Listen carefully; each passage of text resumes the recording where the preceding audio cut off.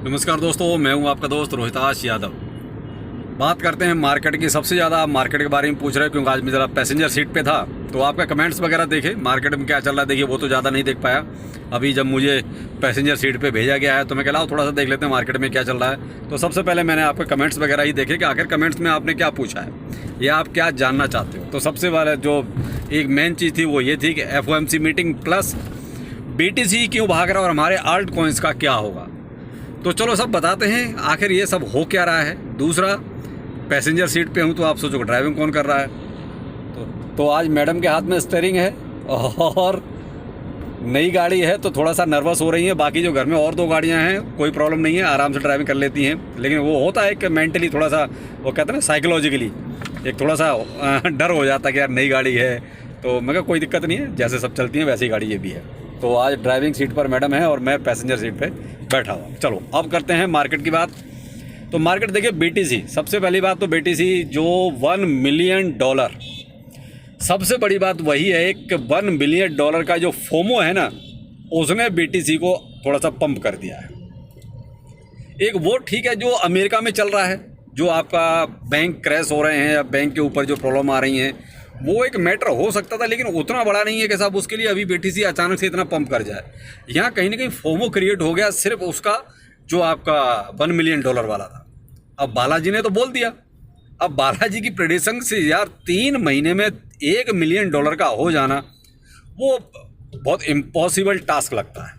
देखिए मैंने तो आपको पहले भी उस वीडियो में कहा, एक में पहले, आज फिर कह रहा हूँ कि मुझे 3 महीने के अंदर $1 मिलियन का हो जाना BTC का इम्पॉसिबल लगता है। देखिए आगे हो जाएगा वो एक अलग चीज़ है, लेकिन मैं सिर्फ 3 महीने की बात करता हूँ, यानी कि 90 डे की, कि $1 मिलियन नहीं, पॉसिबल नहीं। खैर जो भी है, देखिए साहब अपनी अपनी प्रेडिक्शंस हैं, लोग तो कहाँ कहाँ पहुँचा रहे हैं तो वो एक अलग बात है। लेकिन जो मेरी अपनी सोच है या जो मैं समझता हूँ उस हिसाब से तो $1 मिलियन संभव नहीं है। अब यहाँ मार्केट में केवल उसी चीज़ का फोमो है, इसी वजह से आपके आल्ट कॉइन्स जो है ना वहीं के वहीं हैं। वो कहते हैं 3-4 दिन से तो उनकी हालत ही ख़राब है। वो ज़्यादा उनमें कोई उस तरह का पंप आता ही नहीं जो आना चाहिए। भाई जितना BTC ऊपर भाग रहा है, भाई 28,000 के क्रॉस ही चल रहा है आजकल। अभी भी जब मैं वीडियो बना रहा हूँ उस टाइम भी वो 28,000 से ऊपर ही है। लेकिन होता क्या है कि वेल्स थोड़ा सा अपना प्रॉफिट निकाल लेते हैं तो नीचे आ जाता है, वही 27,800, 900, 600 इस रेंज में आ जाता है। और थोड़ा सा माल ये रिटेलर जो घुस जाते हैं तो प्राइस हल्का सा ऊपर चला जाता है ना, 28,000 को क्रॉस कर जाता है। तो यही सब चल रहा है। बाकी यहाँ पर देखिए फोमो करने की ज़रूरत नहीं है। और बाकी फ्लोकीनू में अभी ठीक ठाक चल ही रहा है। एक एक्सचेंज की और आज एक लिस्टिंग हुई है तो देखते हैं, शायद उसका ज़्यादा बड़ा एक्सचेंज नहीं है, छोटा ही एक्सचेंज है। अब यहाँ पर FOMC मीटिंग मेन तो वही है। तो इसका देखिए कल होना है, आज 21 तारीख है, कल 22 तारीख है, तो 22 तारीख को ही इसकी मीटिंग होनी है।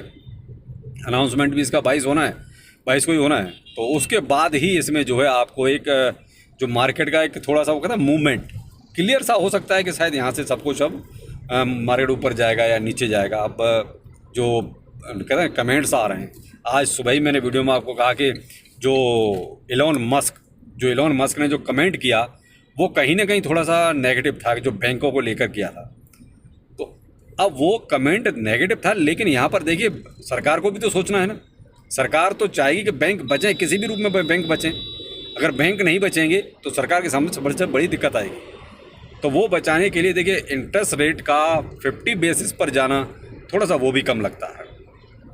25 तो देखिए चल ही रहा है, तो 25 तो रह सकता है। तो यहाँ रही बात इसकी कि आपको क्या करना है, कुछ नहीं करना है, आप कल तक थोड़ा सा वेट कीजिए। मैं तो यही कहूँगा, मेरी तो यही सलाह है कि आप कल तक थोड़ा सा मार्केट का मूवमेंट क्लियर हो जाने दीजिए। थोड़ा सा ये FOMC का जो एक और कहते हैं ना एक हाइप बनेगी या बियरिश माहौल होगा, ये डिपेंड करता है कि वो क्या अनाउंसमेंट होता है या पावेल की स्पीच क्या आती है उसके बाद। कई बार तो कहता है सब कुछ पॉजिटिव आता है, लेकिन पावेल की स्पीच बहुत कुछ ख़राब कर देती है। तो यहाँ पर आप थोड़ा सा अगर वेट कर ले तो ज़्यादा बेहतर है। बाकी तो देखिए अब अपनी अपनी सोच एंड समझ है, तो आप कई बार वो कहता है फ्यूचर ट्रेड के चक्कर में आके और बहुत कुछ कटवा बैठते हैं, और वही हो भी रहा है। बहुत ज़्यादा लोग जो है उसमें कहीं ना कहीं अपना पैसा गंवा रहे हैं। खैर जो है रिस्क की मामला है, तो जो रिस्क ले सकते हैं वो करते हैं इस चीज़ को। मैं तो कहूँगा आप फ्यूचर से बेहतर है कि अभी आप स्पॉट्स में खेलें तो ज़्यादा अच्छा है, क्योंकि वहाँ कम से कम आपका ज़्यादा डूबने का तो खतरा नहीं रहता।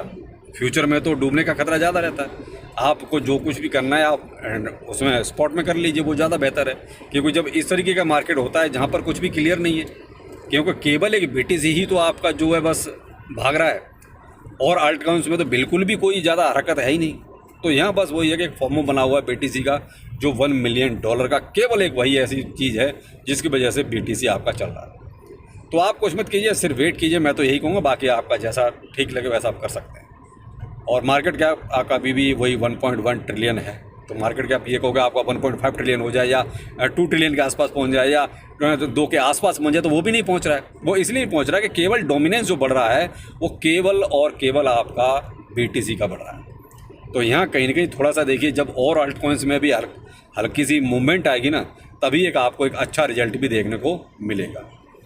तो चलिए फिर मिलते हैं। बाकी अभी तो देखिए मैं भी थोड़ा सा ट्रैफिक में हूँ, और कल जब दिल्ली पहुँचेंगे फिर आपसे डिटेल में और बातें होंगी। तो आपको छोटे छोटे अपडेट्स मैं इस तरीके से आपको देता रहूँगा।